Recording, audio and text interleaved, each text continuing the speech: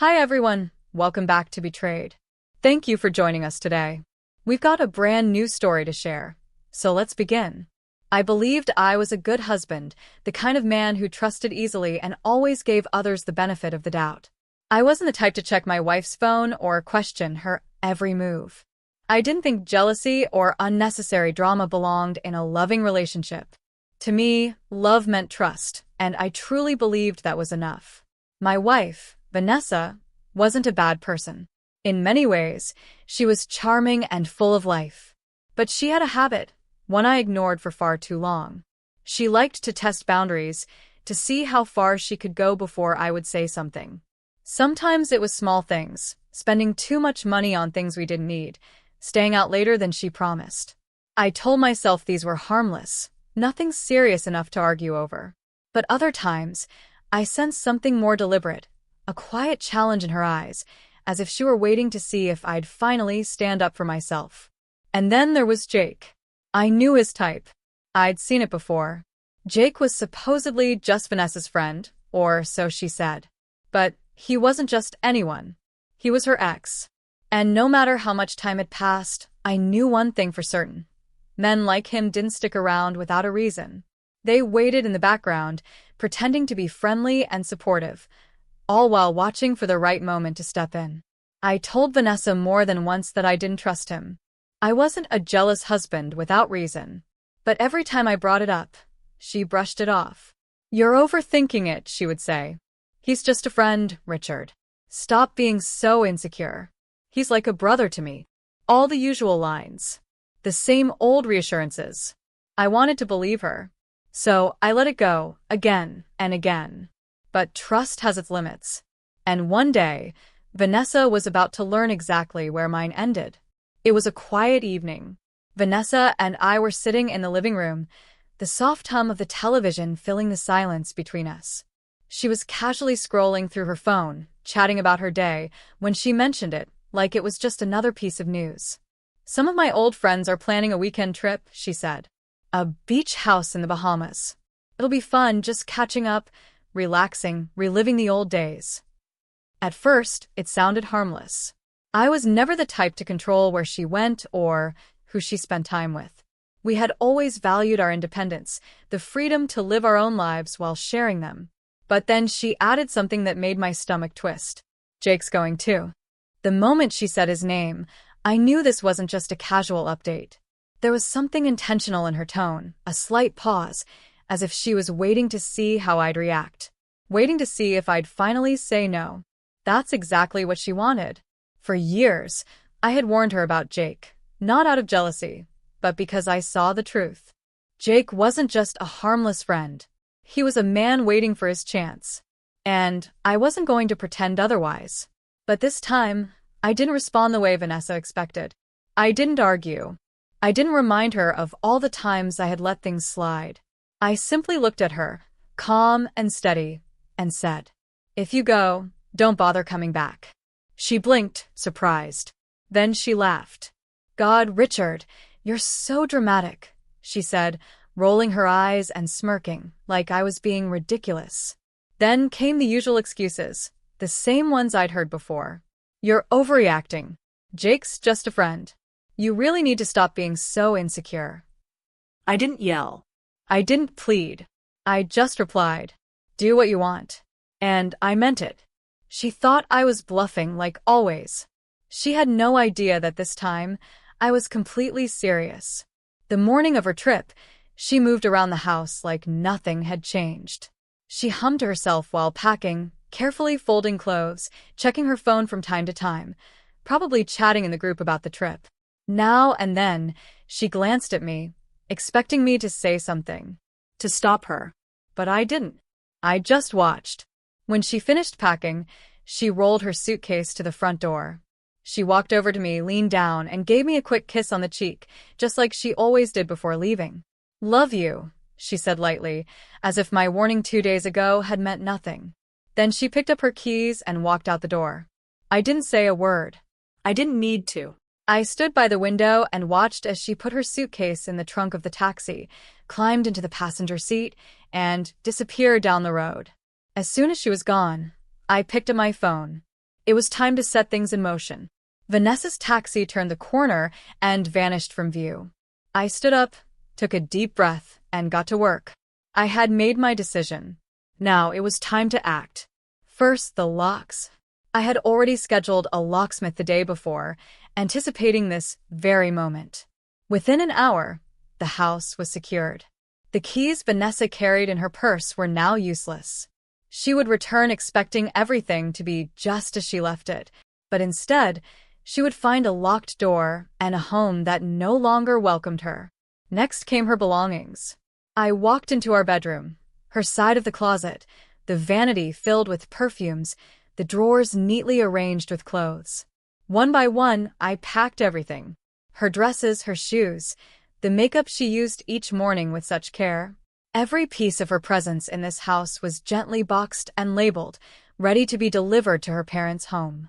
I didn't want her to have a reason to come back, not even to retrieve a forgotten sweater. And finally, the last step, the divorce papers. I picked up my phone and called my lawyer. "I'm ready," I said. "Make it official." There was no hesitation in my voice, no second thoughts, no regret. This wasn't some dramatic threat. It was a decision, and I was following through. Vanessa had spent years testing my patience, pushing boundaries, believing I would always forgive, always look the other way. She thought she had me figured out, that I'd get upset, stay quiet for a few days, and eventually let it go. But this time was different. This time, I was truly done. The rest of the day, I moved through the house with calm purpose. The home we once shared already felt different, lighter, freer. The heavy feeling of doubt, of mistrust, of years spent ignoring my instincts, it had finally lifted. By the time I went to bed that night, I felt something I hadn't experienced in a long time. Peace. Vanessa believed she was heading off on a fun vacation. She had no idea that when she returned, her entire world would be different. She made her choice. Now she would have to live with it. In the days after she left, I didn't think much about her. As far as I was concerned, she was a part of my past. The decision was made, the plan had been carried out, and I was ready to move on. I assumed she was still at the beach house, sipping cocktails, laughing with her friends, completely unaware that her home no longer belonged to her. But then, on the fourth day, 3 days earlier than planned, she returned. The first sign was a notification on my phone. The security camera at the front door had detected movement. Curious, I opened the live feed. There she was, Vanessa, standing on the porch with her bags at her feet. She looked casual, relaxed, as she reached for the doorknob. She turned it, expecting to walk in like nothing had changed. But the door didn't open. She frowned and tried again. Then again. And again. I watched as confusion began to spread across her face. Her eyebrows furrowed as the realization slowly set in. She leaned in, inspecting the lock, and in that moment, she understood. It had been changed. Her hand flew to her phone. Seconds later, mine began to ring. "Richard," she said, her voice already trembling. "The door won't open." I kept my tone calm, almost emotionless. "You don't live here anymore," I said. Silence. I could hear her breathing, uneven, shaken, as if she was trying to make sense of what I had just said. "Your things are at your parents' house," I added. "Expect the divorce papers in a week or two." More silence. Then her voice returned, this time desperate. "Richard, please wait. Let me just—" I ended the call before she could finish. Within seconds, my phone buzzed again. Her name flashed on the screen. Once. Twice. 3 times. I ignored each call. Then came the messages. "Richard, please talk to me. I messed up. I'm so sorry. It's not what it looks like." I sat there, watching the notifications pile up on my screen. I wasn't angry. I wasn't even sad. I felt nothing. This was the same woman who laughed in my face when I asked her not to go. The same woman who kissed me goodbye, so sure I wouldn't actually do anything about it. And now she was begging. Another message popped up. "Please pick up. There's something I need to tell you." I checked the live feed from the security camera again. Vanessa was pacing on the porch, her face red, her hands shaking. She looked frantic, running her fingers through her hair, probably wondering how things had unraveled so quickly. Then the messages stopped. Instead, she sent a voice note. I hesitated for a moment before playing it. The moment her voice came through, I realized this wasn't just guilt or regret. This was fear. Her voice trembled, raw and panicked. Richard, please listen to me. You were right about Jake. I should have listened. I swear I never expected this to happen. She paused, struggling to breathe. I drank too much, and when I woke up, something happened. Jake recorded it. He's blackmailing me. Her voice cracked, filled with panic. I didn't want you to find out like this. I didn't know what to do. Please, Richard. I sat there quietly, listening, letting her desperation echo through the stillness of my home. Now she was afraid, not just because she had made a mistake, but because she had lost control. The man she had trusted had turned on her, and now she wanted me to pick up the broken pieces. Once, maybe I would have. Once, I might have softened, told myself that love means forgiveness. But that man, the one who ignored his instincts, who allowed himself to be disrespected time and time again, he was gone. I typed one final message. Enjoy your life, Vanessa. You made your choice, now live with it. Then I blocked her. That was it. The true ending to story I should have closed long ago. I never looked back, never checked in to see how she was doing, never asked mutual friends for updates. She had spent years believing she could test my limits, that I would always forgive. She was wrong. From what I heard, it didn't take long for her world to fall apart. Her parents weren't happy. They didn't know everything, but they knew enough. They knew she had walked out on a good marriage. They knew she had ignored my warning. And they knew she had returned home to find herself locked out of the life she thought was still hers. Her father was furious. He had always respected me, saw me as a steady, reliable man who cared deeply for his daughter. Now, he had no choice but to take her in, because she had nowhere else to go. Her friends weren't much better. A few reached out, trying to defend her actions. Richard, she's really sorry. You don't have to end everything over one mistake. At least give her a chance to explain. I ignored every message. They weren't the ones who had to live with her decisions. I was. And then there was Jake, the man she had risked everything for. The moment he realized things were falling apart, he disappeared. When Vanessa mentioned he had recorded her without consent, he knew what that meant.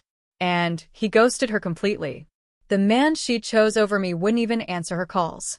So there she was, alone, embarrassed, filled with regret. Meanwhile, I moved on. I focused on my work, my goals, my future. I refused to waste another second wondering if she missed me, if she finally realized how badly she had messed up. But deep down, I already knew. Some mistakes can't be undone. Some choices come with consequences that can't be avoided. Vanessa thought I was bluffing, that my words were just an empty threat. She was wrong. Some lessons in life arrive gently, a quiet nudge that guides you in the right direction. Others come like a storm, shaking the very foundation beneath your feet. This story isn't just about betrayal. It's about boundaries. It's about knowing when enough is enough. For years, Richard ignored the signs. Told himself that trust meant looking the other way, that love meant endless patience, even when that patience was mistaken for weakness. But trust must go both ways, and respect should never have to be begged for. Vanessa thought the boundaries he set were flexible, negotiable. But life has a way of showing us the truth. Some lines, once crossed, can never be redrawn. And when someone repeatedly shows you that they don't respect you, that they don't value what you bring to the table, the bravest and hardest thing you can do is walk away. What about you? Have you ever had to set a boundary that someone refused to respect? Did you reach a breaking point of your own? Share your thoughts in the comments below. We'd love to hear your story. Until next time, take care. And remember, knowing your worth isn't just about what you're willing to give. It's also about what you refuse to accept.